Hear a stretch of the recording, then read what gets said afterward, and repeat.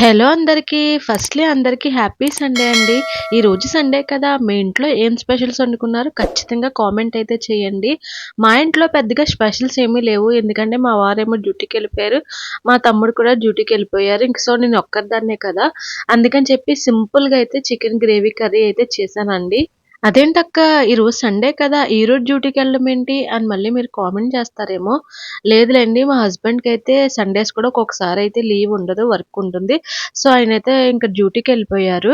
ఇంక నేను ఒక్కదాన్నే కదా అని చెప్పి మార్నింగ్ అయితే మా తమ్ముడైతే చికెన్ తెచ్చేసి తను కూడా డ్యూటీకెళ్ళిపోయాడు. ఇంక నేనైతే చాలా సింపుల్‌గా అయితే ఇక్కడైతే చికెన్ గ్రేవీ కర్రీ అయితే చేశానండి. కర్రీదేముంది ఎలాగైనా ప్రిపేర్ చేసేస్తాము. బట్ కర్రీకి కావాల్సింది గ్రేవీ మషాలా కదా! సో, ఎప్పుడైనా సరే ఒక కర్రీ మనం చేస్తున్నామంటే దాని గ్రేవీ మషాలా చాలా బావుంటేనే కర్రీ టేస్ట్ అనేది బావుంటుందని నా ఒపీనియన్. మీరెలా ఫీల్ అవుతారో ఖచ్చితంగా కామెంట్ అయితే చేయండి. ఇంక నేనైతే ఈ చికెన్ గ్రేవీ కర్రీలోకైతే మషాలా అయితే ప్రిపేర్ చేస్తున్నానండి. నిజంగా చెప్తున్నాను. ఒకసారి మీరెప్పుడైనా చికెన్ కర్రీ వండినప్పుడు యాజ్ ఇట్ ఈజ్ నేను ఏ అయితే ఇంగ్రీడియెంట్స్ చూపించానో మషాలాలోకి వాటిల్నయితే ఒకసారి వేసి పేస్ట్‌లా చేసి ట్రై చేయండి.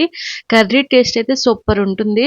నేనైతే ఇక్కడ కొబ్బరి కూడా యాడ్ చేశాను. నిజం చెప్పాలంటే కొబ్బరైతే కర్రీకి చాలా మంచి ఫ్లేవర్‌నిస్తుంది. ఇంకా అంటే అందరింట్లో కొబ్బరి ఉంటుందని కాదు. బట్ అవైలబుల్‌గా ఉన్నప్పుడల్లా ఒకసారి ఇలా ట్రై చేయండి. టేస్ట్ అయితే చాలా బావుంటుంది. ఇంకా ఫైనల్‌గా అయితే మన కర్రీ అయితే రెడీ అయిపోయింది ఫ్రెండ్స్.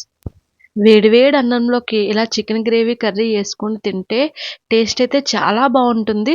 ఇంక వీడియో నచ్చితే లైక్ ఇచ్చి సబ్స్క్రైబ్ చేసుకోండి. బాయ్